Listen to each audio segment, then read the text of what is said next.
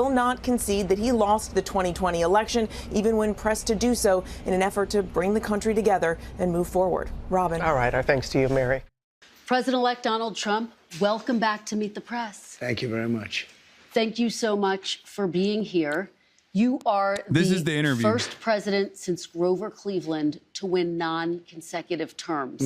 Republicans now have control of the House and the Senate. Right. What do you plan to accomplish in your first 100 days in office? Well, we're going to do something with the border, and very strong, very powerful. That'll be our first signal, and the first signal to America that we're not playing games. We have people coming in by the millions, as you know, and a lot of people shouldn't be here. Most of them shouldn't be here, but we have jails being emptied into our country. We have mental institutions from all over the world being emptied into our country. So we'll be doing that. We're going to be extending within that period, or as soon as we can, the Trump tax cuts, because, you know, they're coming due and they're very substantial for people. And it would be very, I think it will anger a lot of people, frankly, if we don't get an extension of that. That's what led us to one of the greatest economies ever. And those two things are going to be very vital, very important. We're going to be focusing on crime in the cities, and we'll work with Democrat governors. Most of them are, as you know, if you look at the 25 worst places, they're just about all Democrat-controlled cities and states. And we're going to be working with Democrat governors and Democrat mayors, and I look forward to doing it. But we have to do something about crime, and mostly in our cities. And we're going to have a lot of other things. We'll be working. I sped up the interview, Chad. That's why he sounds like that. God damn. On nominations, we're going to still be working on some nominations. I think they're going very well.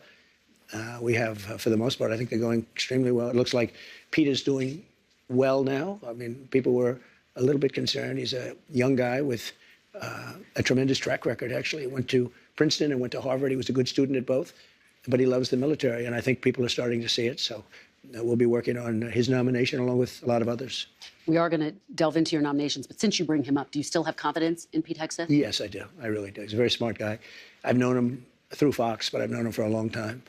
And he's basically a military guy. I mean, every time I talk to him, all he wants to talk about is the military. He's a military guy. I used to kid him about it. I didn't think we'd be in this position where he may be, hopefully will be Secretary of Defense. But every time I was with him, he was fighting for soldiers, where he said some soldier was unjustly put in prison because they were really doing what they were taught to do, in some cases. So, yeah, I think he's going to do fine. The fact that there are these allegations against him, misconduct, sexual misconduct, heavy drinking, the fact that he said to some senators reportedly he'll stop drinking if he gets this job, does that worry you? No, I think that every... Check peace tattoos, bro. We know. Check what he has said about Muslims. He is a fucking psycho. And by the way, his interactions with Trump that were successful revolve around him getting Eddie Gallagher off. Okay? A war criminal so bad that his own unit was fucking up the sights on his goddamn scope so he couldn't successfully assassinate children. Okay? Do you know how difficult it is to investigate a decorated troop for war crimes successfully in the American military? Are you kidding me? You have to be a truly atrocious, a truly heinous sociopath. You have to be a literal fucking serial killer. The entire process of the American military is to get grunts to do horrifying, violent shit. And those guys literally turned around and were like, this dude is a real monster. None of what I'm saying is an exaggeration, okay? None of what I'm saying is an exaggeration. He literally stabbed a fucking detained ISIS 16-year-old to death while he was apprehended, while he was zip tied. Like, straight up war crime. Like, that is, you might not agree with it. You can be like, oh, he's ISIS, who gives a fuck? But like, it's a literal war crime. You cannot do that, okay? Yeah, his unit reported him because they were afraid of him. And you know what happened? The American military went through the process and then was like, okay, this guy is a real bad guy. This guy is a real bad guy. He's too bad, because our job is to make bad motherfuckers. Okay? Our job is to make bad motherfuckers do bad things. And even for us, there is a line. There is a limit. And Eddie Gallagher was that limit. But Pete Hegseth went to Donald Trump and was like, you have to pardon this guy and you have to give him his medals back. And Trump was like, sure, say no more. That is the Pete Hegseth, Fox News reporter, Donald Trump connection. Gallagher was accused of multiple offenses during his final deployment in Iraq during the battle for Mosul. The most prominent accusation, the best attested to, was the murder of a prisoner of war, a war crime. Khaled Jamal Abdullah, a captured 17-year-old fighter of the Islamic State, was being treated by a medic. According to two SEAL witnesses, Gallagher said, "He's mine," over the radio, then walked up to Abdullah and allegedly proceeded to stab him with his hunting knife without explanation. Gallagher and his commanding officer, Lieutenant Jake Portier, then posed for photographs of them standing over the body with some other Navy nearby SEALs. Gallagher then text messaged a friend in California a picture of himself holding the dead captive's head by the hair with the explanation, "Good story behind this, got him with my hunting knife." Prosecutors alleged that Gallagher's sniper work during his 2017 deployment became reckless and bloodthirsty. It's not prosecutors alleging this. It was his own unit that revealed this information to the prosecutors, to a higher up. He was such a fucking rapacious sociopath, so bloodthirsty, that his own unit was like, nah, this is too much. A literal serial killer.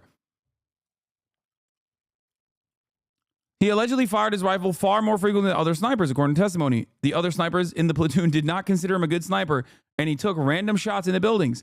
Other snipers said they witnessed Gallagher taking at least 2 militarily pointless shots, shooting and killing an unarmed elderly man in a white robe, as well as a young girl walking with other girls. Gallagher allegedly boasted about the large number of people he had killed, claiming he averaged 3 kills a day over 80 days, including 4 women. Gallagher was also reportedly known for indiscriminately spraying neighborhoods with rockets and machine gun fire with no known enemy force in the region. A charge of obstruction of justice was brought against Gallagher for alleged witness intimidation. According to the claim, Gallagher allegedly threatened to kill fellow SEALs if they reported his actions. The Navy cited his text messages attempting to undermine the investigation. So all of that aside, they still were able to get him on some of this stuff. This is just like the tip of the iceberg. The case was considered to be difficult because the Navy did not begin a formal investigation for nearly a year after the reports were made. And by then, much of the physical evidence, such as the bodies of those alleged to be killed by Gallagher, were not recoverable, for the record.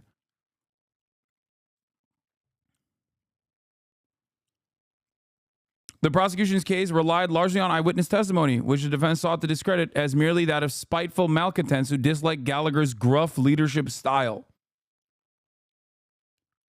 Now, why am I talking about this? Like I said, because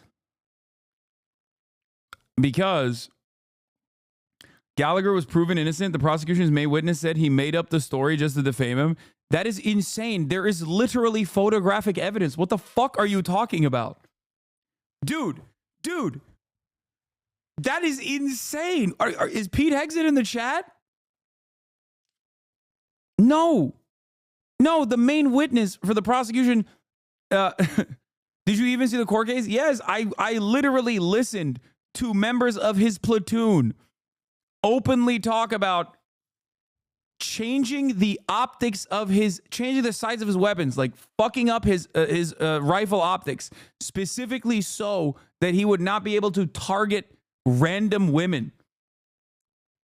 And no, he was not found innocent. He had to be pardoned by Donald Trump.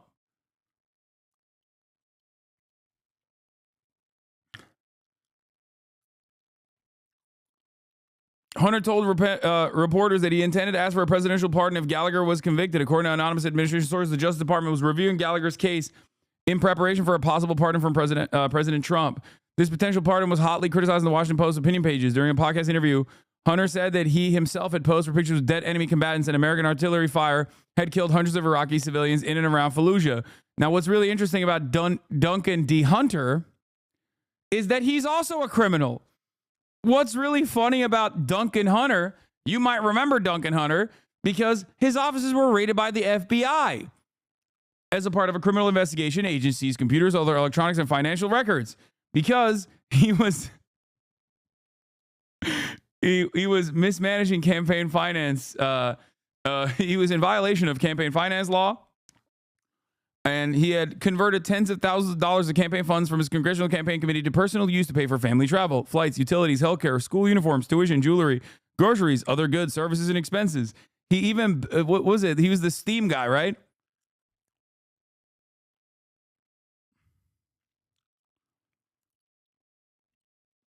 Yeah. Hunter said that he had repaid his campaign approximately 60 grand in 2016.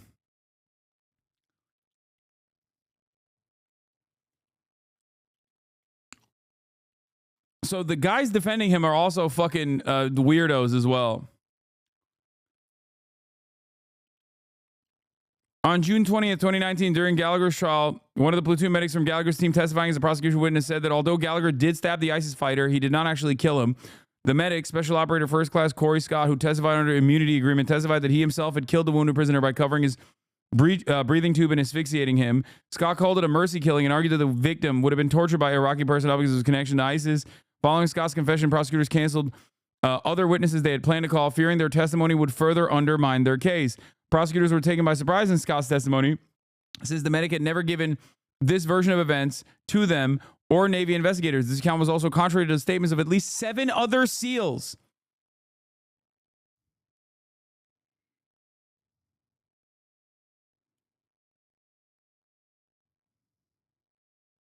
From his own platoon.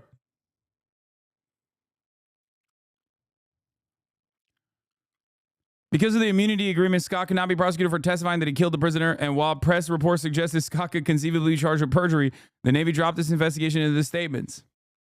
He got convicted and court-martialed, received a demotion. Okay? Anyway, the point is, the president intervened. The clemency decision ended up moot. In November 2019, President Trump announced that Gallagher's demotion would be reversed.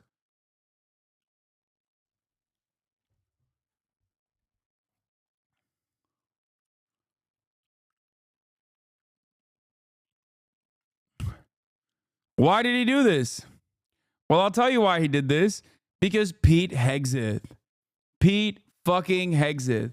Fox News' very own doorbuster, Pete Hegseth, was in Trump's ear and convinced him to pardon and intervene in this process and to pardon Eddie Gallagher, and not only pardon him, but also give his medals. Give his medals back.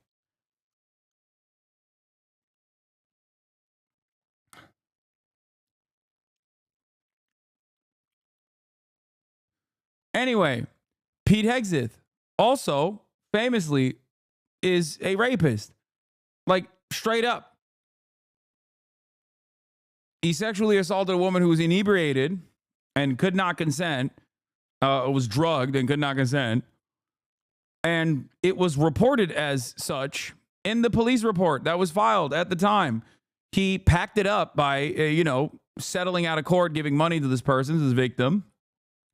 Pete Hegseth was such an obvious abuser that his own mom sent him an email.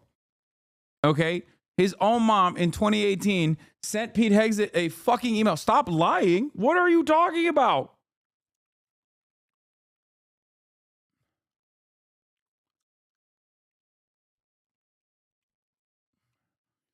I'd like that the Republican, like, Pete Hegseth defenders basically just have no counter to this. His mom took it back. I'm getting there. Okay? But that's not a lie. To say that Pete Hegseth's mother accused her son of mistreating women for years is not a lie. You can't say that's a lie. That literally happened. Like, yeah, and then she said, no, he's different now. He's changed. You can't say that something is a lie when it's just not a lie. That is not a reasonable defense.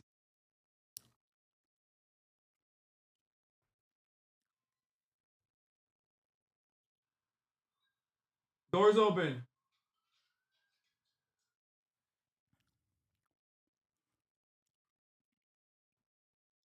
Anyway, I think what is shocking overall is the fact that she even sent this email to her son. Okay? It is shocking that she even sent this email. A mother sending this email to their son is damning enough. yeah, now that her son could potentially become defense secretary, she's like, oh yeah, just kidding. He's changed. He's different now. Benim menajerim geldi baba.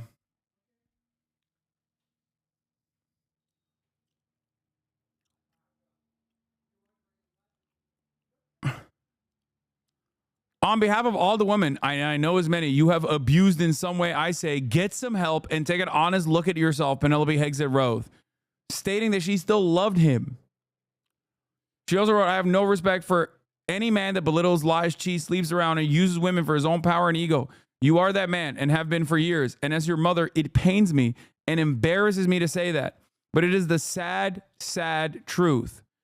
Mrs. Hegseth, in a phone interview with the New York Times on Friday, said that she had sent her son an immediate follow-up email at the time apologizing for what she had written.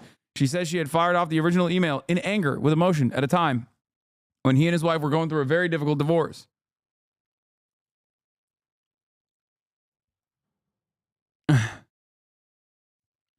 In the interview, she defended her son and disavowed the sentiments she had expressed in the initial email about his character and treatment of women.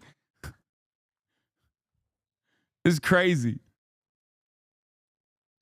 Like, disappointing your own mother is like is a generational L. Ha, yok, hayır bilmiyorum.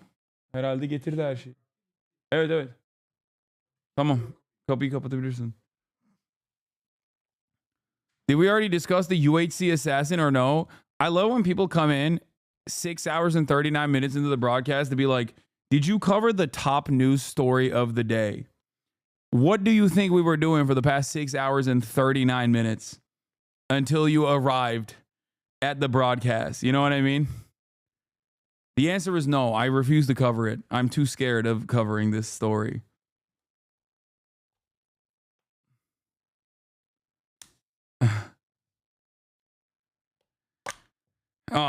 Questions about Mr. Hegseth's treatment of women have emerged in the weeks.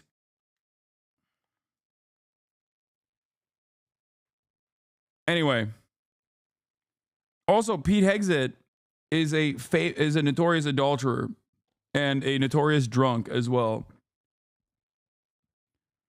Like, he has had a child out of wedlock with each of the people that he ended up marrying, that he cheated on their former wives, on his former wives with. So, incredible stuff overall. And that is before we get to the many different instances where he said that, you know, Muslims are barbaric, violent monsters who are invading America, and we have to deal with them by mass deportations, or else they are going to bring about Sharia law into this country. And the fact that he is a rabid right-wing Christian nationalist. Anyway, it's Hegseth. He's my wife's cousin. That's crazy. Brown-o-matic. Be safe, chatter. That's a wild... We got a Hasanabi head that's like 1 degree removed from the potential next defense secretary. With a name like Brown-o-matic, too. Just watch yourself around Pete, you know? I'm just trying to get on my right-wing grind.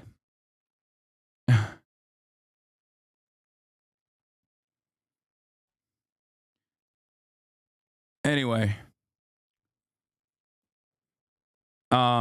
Yeah, Pete Hegseth, not a good guy. Everybody has something that they can stop. Some people can stop eating. I'm lucky I'm not a drinker, but I could stop eating. And we all want to stop doing something. And if he said that, I mean, it's a nice thing to say. That's a good thing to say. But he's very respected. I can tell you, I know a lot of the people at Fox, they think he's fantastic. And the people that work with him, really, they love him. So I think you're going to have somebody that's really terrific. And again, all he talked about with me, I said, you know, you're not really a television guy, even though he did very well, as you know. You're really a military guy. He said, I'm all about the military. And I told him, so he's making a lot of money at Fox. They're doing very well. And I said, you know, if for some reason you don't get this thing, you're not going to be able to go back.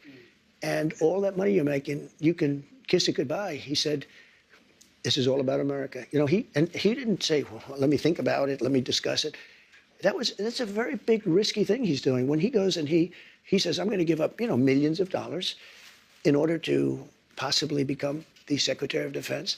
A lot of people would say it's a great position. It's probably almost no greater position, but a lot of people would say, I have to think about it. He said, I don't have to think about it. All right, we're going to delve into your cabinet picks a little bit later, but I want to delve into one of your signature promises on the campaign trail, which was to end inflation, to lower prices. You are now proposing tariffs against the United States' three biggest trading partners. Economists of all stripes say that ultimately consumers pay the price of tariffs. I don't believe Can it. you guarantee American families won't pay more? I can't guarantee anything. I can't guarantee tomorrow. But I can say that if you look at just pre-COVID, we had the greatest economy in the history of our country. And I had a lot of tariffs on a lot of different countries, but in particular China. We took in hundreds of billions of dollars, and we had no inflation. In fact, when I handed it over, they didn't have inflation for a year and a half. They wanted almost 2 years, just based on what I had created. And then they created inflation with energy and with spending too much. So I think we will. I'm a big believer in tariffs. I think tariffs are the most beautiful word. I think they're beautiful. It's going to make us rich. We're subsidizing. It's just, that's not how anything works, but it's okay. Tariffs are a beautiful word. Canada to the tune of over $100 billion a year. We're subsidizing Mexico for almost $300 billion. We shouldn't be subsidizing. Why are we subsidizing these countries? If we're going to subsidize them, let them become a state. We're subsidizing Mexico, and we're subsidizing Canada, and we're subsidizing many countries all over the world. And all I want to do is I want to have a level, fast, but fair playing field. Sir, your previous tariffs during your first administration cost Americans some $80 billion. And now you have major companies from Walmart, Black & Decker, AutoZone saying that any tariffs are going to force them to drive up prices for their consumers. How do you make sure that these CEOs, that these companies don't, in fact, pass on the cost of tariffs to their consumers? They cost Americans nothing. They made a great economy for us. They also solve another problem. If we were going to have problems having to do with wars and having to do with other things, tariffs, I have stopped wars with tariffs by saying, you guys want to fight, it's great, but both of you are going to pay tariffs to the United States at 100%. And they have many purposes, tariffs, if properly used. I don't say you use them like a madman. I say properly used. But it didn't cost this country anything. It made this country money. And we never really got the chance to go all out because we had to fight COVID in the last part. And we did it very successfully. And when I handed it over to Biden, the stock market was higher than what it was just previous to COVID coming in. It was actually higher. Tariffs are properly used, are a very powerful tool, not only economically, but also for getting other things outside of economics. Well, again, prices did go up on some goods in your first administration, washing machines, tires. Will you punish CEOs? Let me just explain to you. No, you mentioned washing machines. So you look at Whirlpool in Ohio. I got a call from Jim Jordan, one of the greats, congressman from Ohio. And he said, they're going out of business because South Korea and China are dumping washing machines into our country. And I put a 50% tariff on the washing machines coming in from China and South Korea. They're dumping it. They're dumping the washing machines. Korea. And Whirlpool and the companies that made washing machines, which are based in Ohio, largely based in Ohio, went through the roof. We saved thousands of jobs, tens of thousands of jobs. They were all going out of business because they were dumping washing machines. And when I put the tariffs on, they became successful. Okay. That is an example, and I don't know how successful this was, and I think it still ends up rising. It still ends up raising the cost. But that is an example of a directed tariff for a competitive manufacturing business that already exists in the United States of America. It still would most likely end up raising costs overall, but that's not necessarily a bad trade protectionist policy. This is exactly what I mean when I say there are certain ways of doing tariffs that I'm not going to disagree with off the jump. Okay? However, broad tariffs to 55% of all trade, like to our top three trade partners across the board, is insane. It will destroy the American economy. Okay? Because there are like raw materials that we simply do not have in the United States of America, for example, that we need to get from elsewhere. Okay? Like, it will inevitably raise the price of everything. It will raise the price of all goods because I say this as someone who obviously, as you guys know, uses American manufacturing in my garments. These are union hands that touch the shirt that I'm currently wearing and many others that you can purchase at ideology.shop. However, even in that situation, there are probably certain products in the garments manufacturing business that they are still getting from Canada or Mexico or China, like wool. You know what I mean? In that process, the price of the garments that they're manufacturing in the United States of America, okay, will still increase. Did I say it wrong? Why is everybody making wool? How do you say it? Am I saying it wrong? I'm ESL.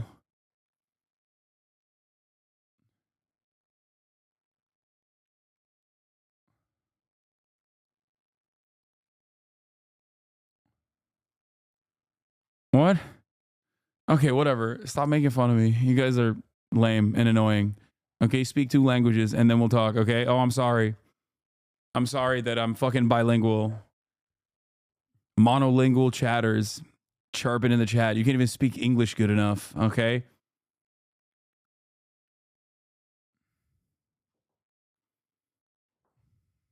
Anyway, xenophobia coming through. Exactly.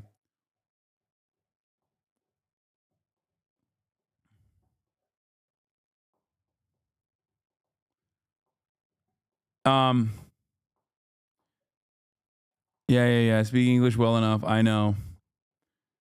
Anyway,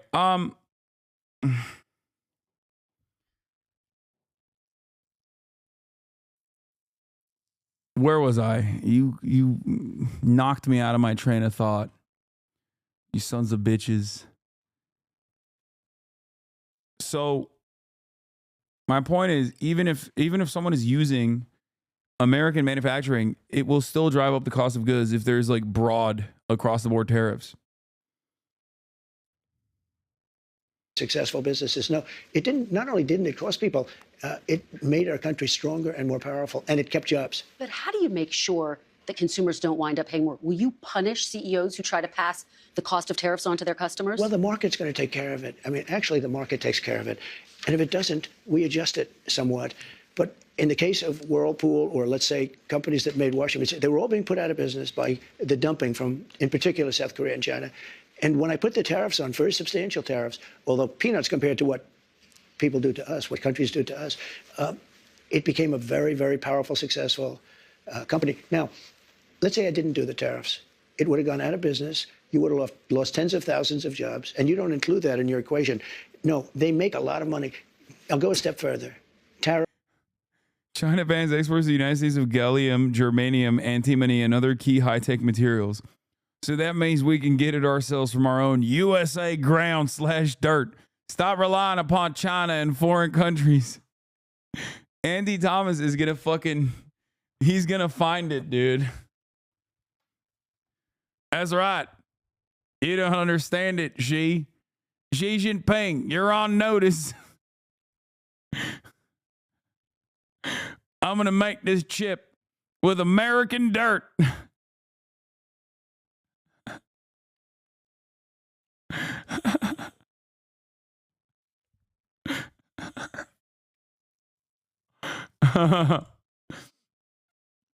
Wait until he learns who refines the metals they dig out of American dirt. No, I'll refine it with my bare hands.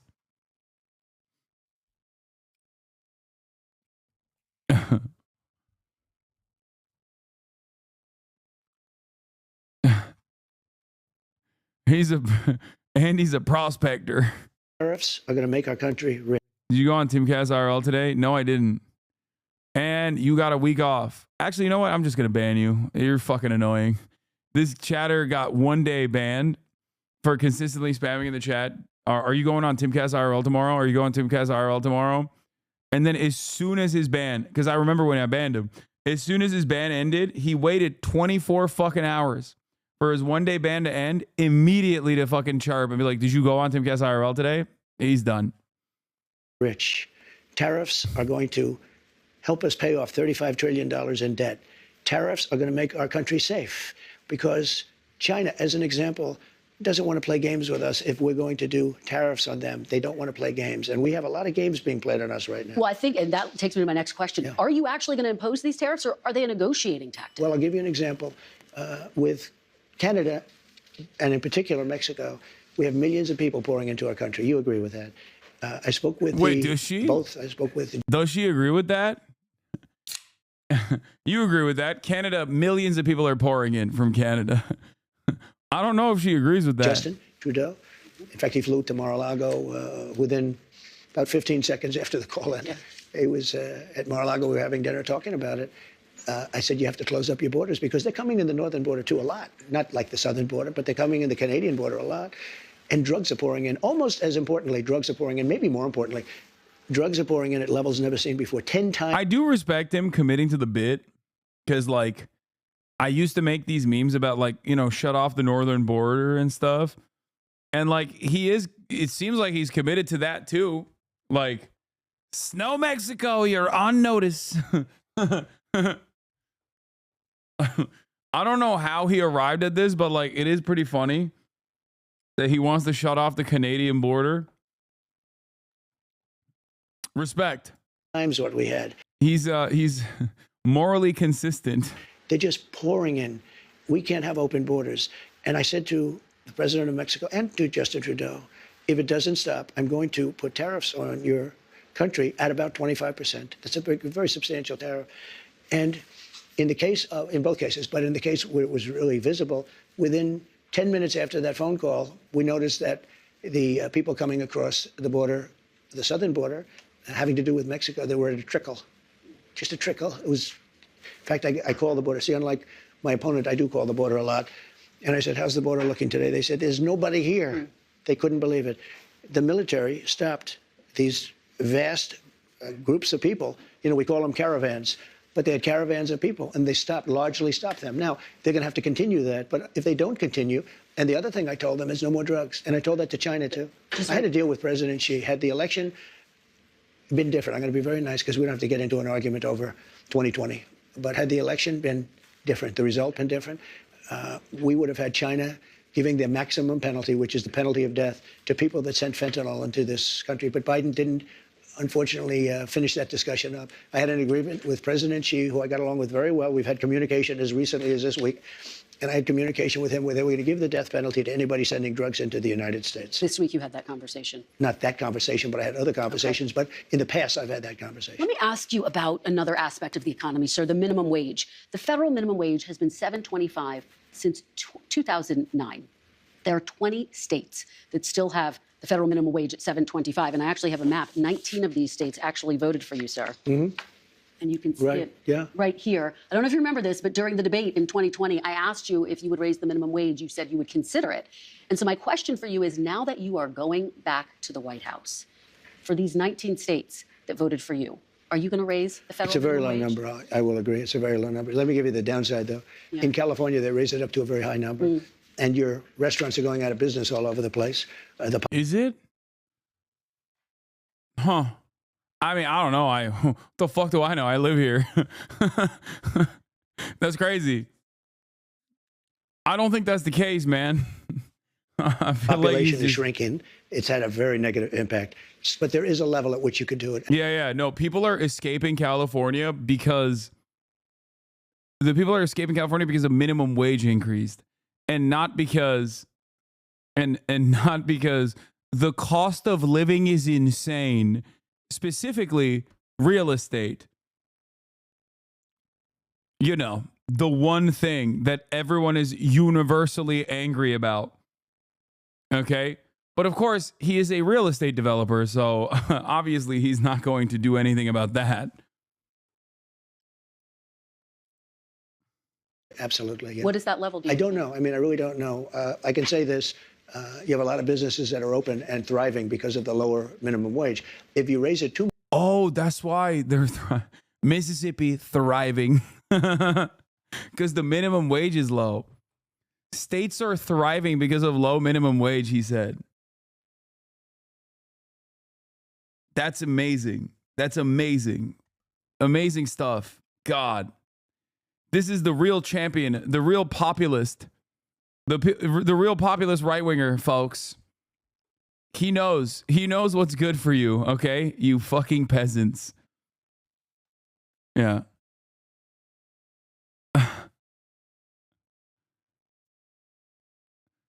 Ay, ay, ay. I wouldn't say the one thing people are mad about. People seem to be pretty upset at health insurance. Yeah, I mean, health insurance and housing, like those are two major pressure points. You don't understand. An anti-minimum wage conservative think tank with a vague, unassuming name said that California has lost fast food jobs since the minimum wage hike. Yeah. Yeah, but Donald Trump doesn't fucking read those things. What are you, crazy? He doesn't. He can barely read. I don't think he's literate. He's just saying. He's just basically fucking, shooting from the hip here. Too much, and you understand this. If California went crazy, they went crazy, and people, the restaurants are closing all over. Many more people are hurt. So I hear you saying, similarly to sort of what you said in 2020, will you consider? Is this something you're going to look at? I'd want to speak to the governors. And the other thing that's very complicated about minimum wages is places are so different. Mississippi and Alabama and great places are very different than New York or California. I mean, in terms of the cost of living and other things. So it would be nice to have just a minimum wage for the whole country, but it wouldn't work because you have places where it's very inexpensive to live, where a minimum wage, which is $8 or $9, might have very little effect because the cost of living in certain places is really low. Before we move on to immigration, which I do want to talk about, the chairman of the Federal Reserve, Jerome Powell, said he will not leave his post even if you ask him to. Will you try to replace Jerome Powell? No, I don't think so. I don't see it. But I think if I told him to, he would. But if I asked him to, he probably wouldn't. But if I told him to, he would. You don't have plans to do that right now? No, I don't. Okay, let's talk about mass deportation, one of your big agenda items. You've talked about prioritizing people who have criminal histories. Correct. But is it your plan to deport everyone who is here illegally over the next 4 years? Well, I think you have to do it. And it's a very tough thing to do. But you have to have, you have rules, regulations, laws. They came in illegally. The people that have been treated very unfairly are the people that have been online for 10 years to come into the country. And we're going to make it very easy for people to come in terms of they have to pass the test. They have to be able to tell you what the Statue of Liberty is. They have to tell you a little bit about our country. They have to love our country. They can't come out of prisons. We don't want people that are in for murder. So we had 11,000 and 13,000 different estimates, 13,099 murderers released into our country over the last 3 years. They're walking down the streets. They're walking next to you and your family, and they're very dangerous. The 13,000 figure, I think, goes back about 40 years. No, it doesn't. No, it's within the 3-year period. It's during the Biden term now. That's not true. She's right. He's wrong. Why?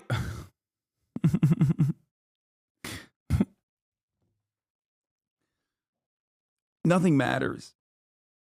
Literally nothing matters. It just doesn't matter. Like there's no reason to ever conduct a fact check of any sort here.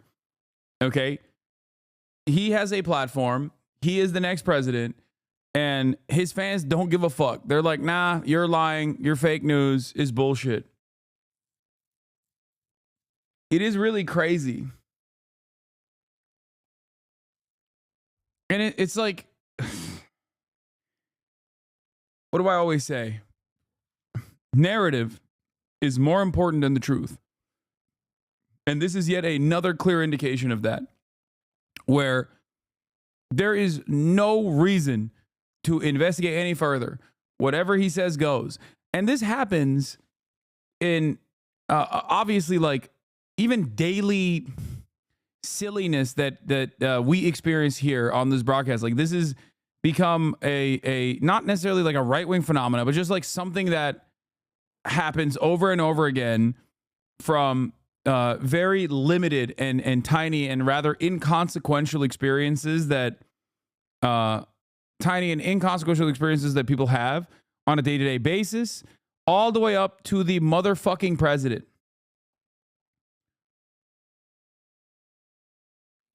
That's it. No more live interviews with Trump, only boring clips and analysis like on the Hasanabi broadcast. No, it's just like, it doesn't matter. It just doesn't matter. It doesn't matter. He just straight up lies all the fucking time. And people do it all the time too. Like, people just do it against people that they don't like. I mean, think about it this way. Here, I'll give you a micro example of this that has played itself out. Misgiv farmed LSF the other day, and he was like, Hasan was not allowed to be in front of the brands because he's a brand risk, right? You say, ironic coming from Hasan. Okay, explain to me where I have done this, and we can discuss. Twisting truth, if it is narrative, is what you mean. Ironic coming from Hasan. But we'll table this, had Ebola, and we'll get back to you in a second. So Misgiv said something that immediately was clipped on LSF. It just wasn't true at all. The idea that, like, I really wanted to stand in front of, like, the branded step and repeat. A branded step and repeat that I did stand in front of to get my photos taken regardless. Like, nobody cared. People were just like, oh, this goes along with an overarching narrative. I don't like Hasan, so I'm just going to be like, yeah, this is real. He wanted to really be in front of the step and repeat, and he was desperately trying to be in front of the step and repeat, but, like, they just wouldn't let him. Okay? Something that I didn't even realize at the time was even a concern. Okay? Step and repeat is like the red carpet thing that has like all the brand logos and all the advertising logos. And what was the reason the crew told you to say there? I still don't know to this day, like to this very moment. And I did not really investigate it either, but I suspect it had something to do with lighting or the very fact that they wanted to continue using the step and repeat for people that they were snapping photos of at the time. It seems like they did that. It seems like they did that in other occasions as well. But ultimately, it doesn't even fucking matter, right? It did not matter at all. It could be for a multitude of different reasons, because my outfit was all black. Maybe they, didn't think that it would look good, so they wanted to do it in front of the, the green shrubbery. It could be because they had kept moving Rom away from the step and repeat over and over again because they wanted him to not take advantage of the step and repeat because people were taking photos on it. But ultimately, it's a relatively inconsequential thing. Okay, ironic coming from Hasan. Nuke Staku covers it best. Oh my God, ew. Nuke Staku covers it best. You should have a little bit more shame. First of all, be a man. Okay? Be a man. Number one, if you have your own personal convictions, tell me what it is. Tell me what the issue is. Instead of being like, I am going to let another, drama YouTuber make my case for me. You should have your own personal case.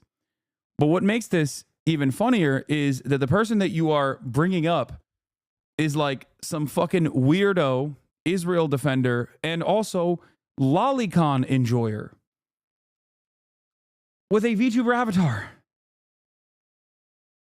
Like, have an independent thought. And even if you're not going to have an independent thought, the very fact that you would point to a guy like this is fucking hilarious.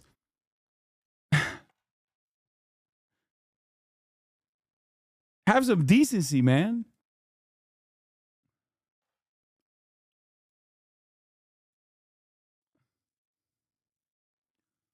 You also try to bait people into saying racial slurs via TTS donations. Lots of VTubers had to deal with it. Yeah. The one guy that he pointed to was a VTuber that every other VTuber fucking despises.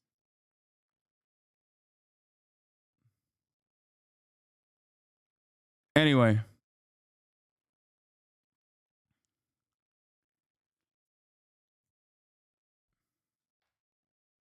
You'll never believe who believed that Misgive clip and shared it on his podcast today. Let me guess. Ethan Klein, my former podcast co-host, who is dialed in and laser focused on all of the important news stories of the day. Your ex-co-host ate that up and his crew was like, I don't think that's true. And he said, there's no other explanation. None whatsoever. So anyway, this is my point. My point is, narrative is more important than the truth. Narrative is more valuable than the truth. It does not matter.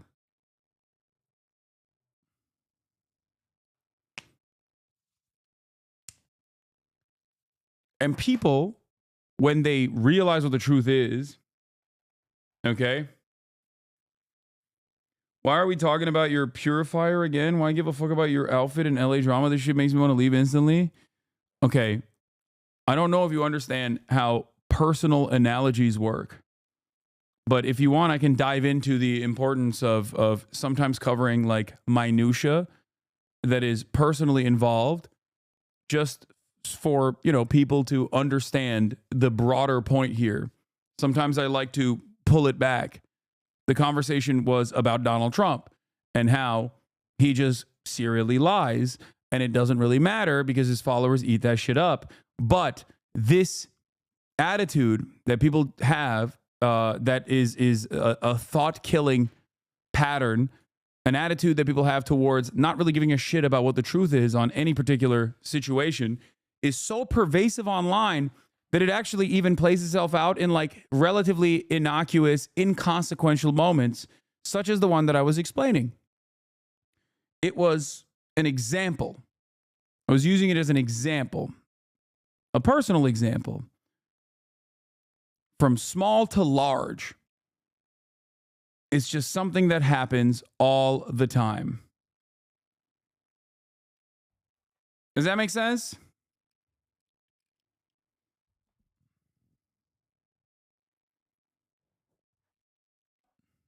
And it is very frustrating, and I don't know how to deal with it in general. I don't know what we do. That was a fiction that they put that out. This was done by the Border Patrol. It's 13,099, and it's during the Biden period of time. And these are murderers, many of whom murdered more than one person. You don't want those people in this country. But you're saying something, sir, that's significant. I just want to make sure I'm clear, which is that you're saying, yes, you're going to focus on the people with criminal histories, but everyone who's here illegally has to go. I'm saying this. We have to get the criminals out of our country. We have to get people that were taken out of mental institutions and put them back into their mental institution, no matter what country it is. Do you know that Venezuela, their prisons are at the lowest point in terms of emptiness that they've ever been? They're taking their people out of those prisons by the... Like, this is also a falsehood. Like, I don't know. I don't know why he says this all the time. I have no fucking clue where this comes from. It's just a relatively strange thing. It's just another thing that he just says. The thousands, and they're drunk. And just to get back, because I know exactly what you're getting at. Number one, we're doing criminals, and we're going to do them really rapidly. We're getting the worst gang probably with MS-13, and the Venezuelan gangs are the worst in the world. They're vicious, violent people. And you see what they've done in Colorado and other places. They're taking over, literally taking over apartment complexes and doing it with impunity. They don't care. They couldn't. They just are. They're in the real estate business. You know, the local police say that is not the case in Colorado. Oh, it's totally the case. I mean, I have it on tape. You don't believe the local police? I play it. I used to play it at my rallies every single night. No, they're breaking into doors. They're taking over the building. But sir, you and by the way, the point. The police are afraid to do anything. You raised the point. Also not true. That the logistics are complicated. But it doesn't matter. You said yourself you would but everything's complicated. Yeah, you need 24 times more ICE detention capacity just to deport 1 million people per year, not to mention more agents, more judges, more planes.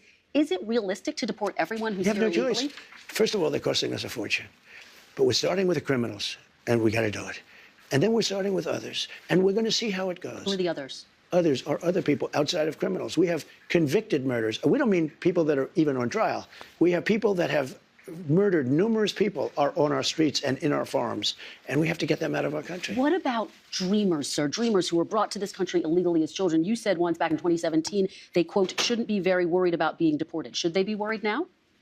The dreamers are going to come later, and we have to do something about the dreamers, because these are people that have been brought here at a very young age, and many of these are middle-aged people now. They don't even speak the language of their country. And yes, we're going to do something about the dreamers. What does that mean? And what are you going to do? I will work with the Democrats on a plan, and if we can come up with a plan, but the Democrats have made it very, very difficult to do anything. Republicans are very open to the dreamers. The dreamers, we're talking many years ago, they were brought into this country, many years ago. Some of them are no longer young people. And in many cases, they become successful. They have great jobs. In some cases, they have small businesses. Some cases, they might have large businesses. And we're going to have to do something with them. And you want them to be able to stay. That's what you're saying. I do. Okay. I want to be able to work something out. And it should have been able to be worked out over the last 3 or 4 years. And it never got worked out. You know, Biden could have done it because he controlled, you know, Congress to a certain extent, right? He could have done something, but they didn't do it. I never understood why, because they always seem to want to do it, but then when it comes down to it, they don't.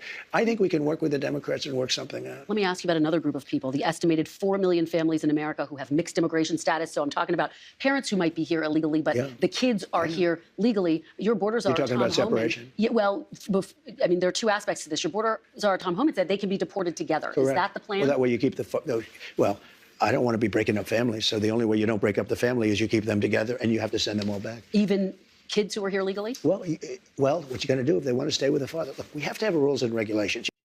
How help us make sense of this? He's just saying he's going to do mass deportations with the children in tow. You can always find something out, like, you know, this doesn't work, that doesn't work. I'll tell you what's going to be horrible. When we take a wonderful young woman who's with a criminal, and they show the woman. Yes, Trump did initially give Venezuelans TPS before the 2020 election to win their support. Yes, he did. He added an extra round of TPS extensions to the Venezuelans specifically in the lead up to the 2020 election. This is correct. He hates them now. Woman, and she could stay by the law, but they show the woman being taken out, or they want her out, and your cameras are focused on her as she's crying, as she's being taken out of our country. And then the public turns against us. But we have to do our job. And you have to have a series of standards and a series of laws. And in the end, look, our country is a mess. We have the highest crime rate. And during the debate, a man whose ratings have gone way down, David Muir, said to me, no, crime is, because I had to debate 3 people, not one. Debating 1 was easy. Debating 3 was actually pretty easy, too, if you want to know the truth. But David Muir said, the crime rates have gone down. I said, no, they've gone up. And then the following day, they released the crime rates, and they were way up. Yeah, and the FBI Wait. statistics. Right? You're talking about those FBI statistics. Well, no, but no, that's not correct. No, crime is still down. They literally have not gone up. He gave the wrong answer. Confusing based on what you're That's not true. What is she saying? looking at. But a lot of that is migrant crime. Let me ask you about another aspect of this. No, it's not. No, it's not. Crimes that are conducted by undocumented immigrants are just so marginal, so inconsequential in the grand scheme of things. It is ridiculous. As a matter of fact, migrants are, as I always repeat over and over again, more of it is unreported. That is not true. You are wrong. No, there are statistics for that as well. There's data for that as well. Okay, there's a national crime victimization survey. And even that does not have like a massive fucking bump. The idea that even if there were additional unreported crimes that are ongoing, the notion that they are conducted and committed by undocumented migrants who are just secretly so good at evading the authorities somehow is ridiculous. It's just pure racism. You just made that up, okay? You literally just made it up in your mind. You're like, oh, there's unreported crimes. Who is more responsible for it? Probably the people that are responsible for less crime per capita than documented U.S. Citizens are, okay? Natural-born citizens are responsible for a higher rate of crime than undocumented Americans are, okay? It's ridiculous.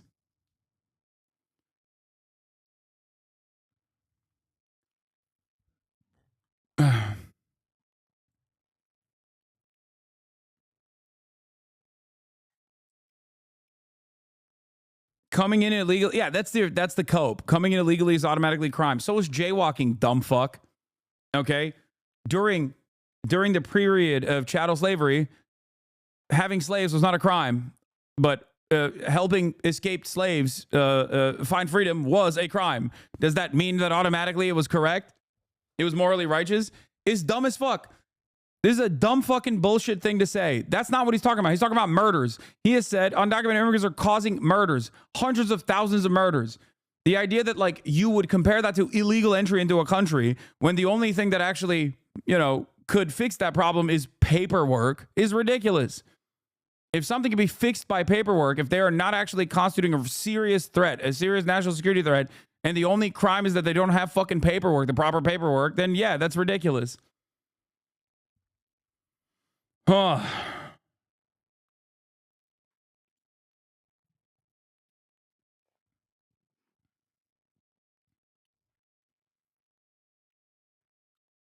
Yeah, Trump is not talking about how these guys are doing movement crimes, okay?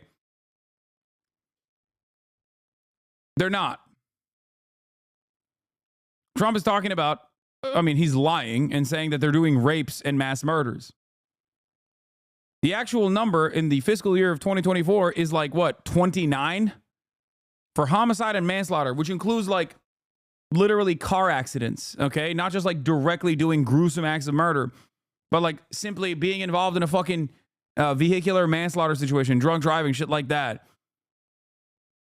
The actual number is not hundreds of thousands in the way that Trump presents it. It's actually 29 in the fiscal year of 2024. Okay? Oh, that's one too many. Well, that's an idiotic fucking assessment. That's not how people legislate. That's not how you're supposed to legislate. You can't just be like, well, I only care about the crimes. You're basically admitting that you don't care when like American citizens do crimes. You only care when an undocumented migrant does it, no matter how small that fucking number is, no matter how marginal that number is. It is an idiotic way to try to solve a problem. Okay? It's pointing to a person lighting a match inside of a house that is already on fire and being like, oh, what the fuck? What are you doing? You lit a match.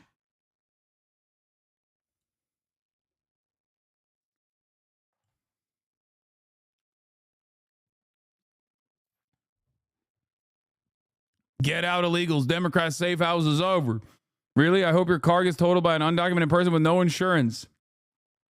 I like that. I hope your car gets totaled by an undocumented person with no insurance like mine did. And you pay out a packet like me. What the fuck? Breaking the law. Illegal status is breaking the law. What the fuck? Ironic, because if that person wasn't undocumented, because my advocacy is that that person gets the proper paperwork, then they would have insurance, you dumbass.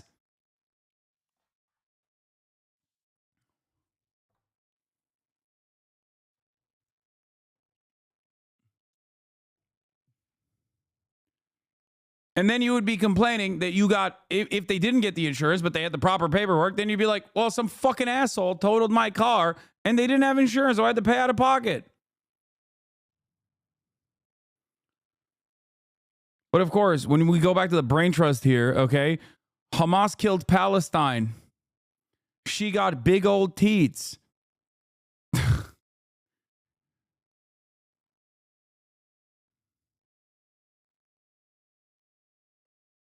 Oh no. Is this the car that got total, chatter?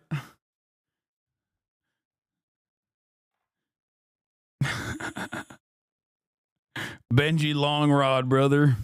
I'm on banning this guy. I want to hear what other fucking incredible moments he has.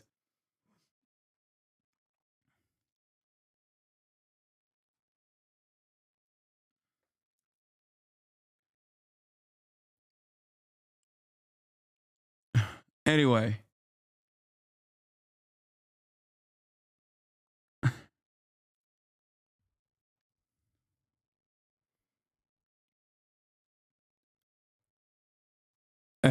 It's awesome. God, I love hogs. You know, a lot of it's migrant crime. Well, let me ask you about another aspect of this that I think a lot of people are really curious about. I mean, 3% of the people who are here illegally have criminal histories. But in your first administration, you had the zero tolerance policy, where we did see family separations. Yeah. You ended it. The purpose of that, though, to some extent, you talked about this at the time, was deterrent. You also had it with Obama. You do know that. He didn't have a zero tolerance policy. And you also know he built the jails for children. He didn't have a zero tolerance policy. But in 2014. What the fuck is this? I like you, Hassan. I hate this divide between Jew boy and Turk boy. Okay, that's an insta ban. All right, pretty good. And he built the jails, you know that. I want to ask you about the zero tolerance policy. I mean, he didn't have a systemic, we're going to separate families. Families were separated when parents were a threat to the kids. We don't have to separate a family. Excuse me, Kristen. Yeah. We don't have to separate families. Yeah. We'll send the whole family very humanely back to the country where they came. That way the family's not separated. So no more family separations. You're not reviving the zero tolerance policy. It depends on the family. The family may decide to say, I'd rather have dad go, and we'll stay here. And in which case they have that option. But you're not going to revive your zero tolerance policy, which was put in place as a deterrent. Is there any universe where you would bring that back, sir? We need deterrence. Look, ready? When somebody comes here illegally, they're going out. It's very simple. When they come here illegally, they're going out. Now, if they come here illegally, but their family is here legally, then the family has a choice. The person that came in illegally can go out, or they can all go out together. And that was made very clear by Tom Homan. So you're not, at this point... Oh, he wants to deport not just the undocumented migrants, but their documented family members as well. He's like, you can go with them if you want. Nice. time planning to revive that zero tolerance policy where kids are well, if you call that, separated? yeah, I'm doing what I just told you I'm going to do. You know, I don't want to send the family out. I don't want to send anybody out. But I'll tell you, we have to, because otherwise we have no country. Chatter is lying. The same thing happened to me, and I got basic coverage, and I still got paid out. Either they're a broke boy and didn't have insurance, or they're lying. Benji, would you care to respond to the allegations that you're a fucking broke boy?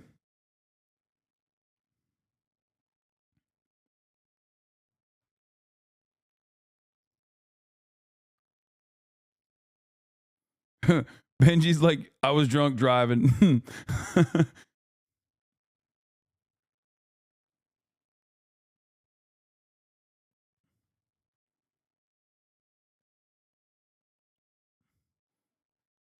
It's just funny because, like, yeah, uninsured, insured doesn't matter. Having your car totaled sucks.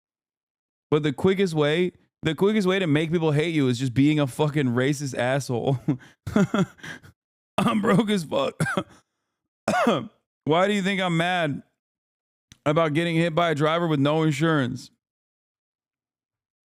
Yeah, the problem here is getting mad that someone with no insurance hate you and totaled your car, and that you didn't actually get the, you weren't able to get your insurance company to give you the proper coverage because they're massive pieces of shit. Okay? You should get mad at the right people. You should get mad at your insurance company instead of getting mad at 13 million people across the board and imagining that they have wronged you personally. Okay? Because you know who's probably just as broke as you, if not as broke or more broke? The fucking undocumented guy.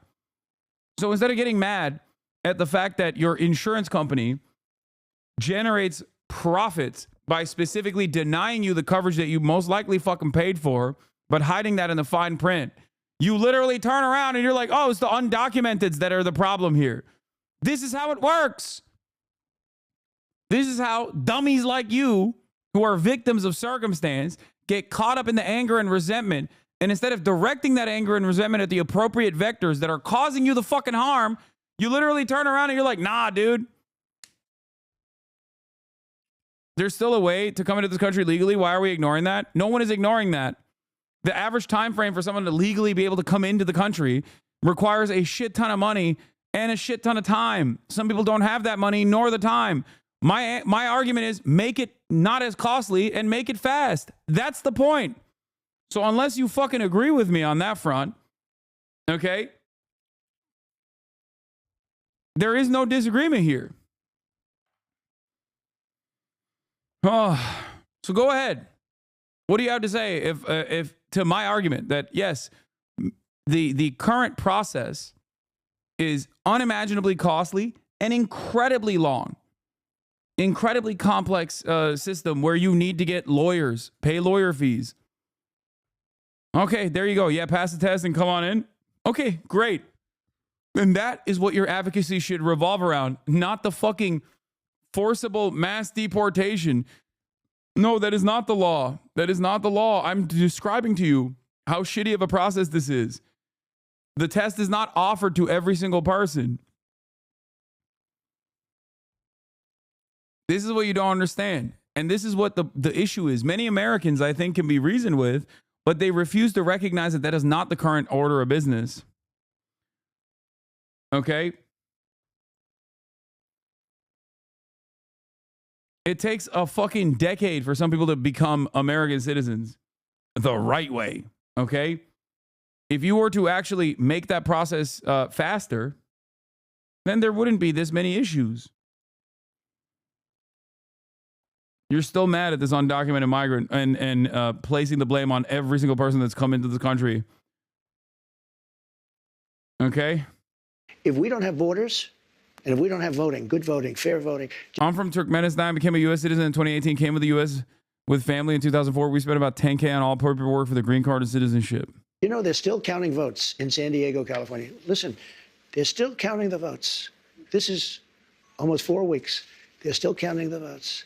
If we don't have fair elections and honest voting and machines that work quickly, you know, if you had paper ballots. I literally explained this to my Catholic 90-year-old grandma. She altered her opinion dead ass. Thank you, Hassan, for the words to use in my argument. You're welcome. Every election will be over by 10 o'clock in the evening. So let me ask you. You understand what I'm saying? Let me, before we get and to... you get a much more accurate count. Before we get to... Does Benji know that a lot of illegal immigrants actually enter the U.S. legally? I doubt it. 52% of migrants that come into the... 52% of migrants that are undocumented on U.S. soil actually come in with a visa. They're visa overstayers. One of the most famous examples of this is obviously Elon Musk. Elon Musk was in violation of his visa when he dropped out of, I believe, Stanford and lied on his forms as well. So I guess I will make one exception for deportation. I'm an advocate for deportation of one undocumented immigrant, just one, and that's it. We satiate the thirst that the masses have for this rather cruel practice, and then, you know, win-win for everybody. We rid the nation of the scourge of Elon Musk, and we also forcibly seize all of his wealth. I say that's a good idea. Repatriation, or not repatriation, fucking nationalize all of his industries, all of his businesses.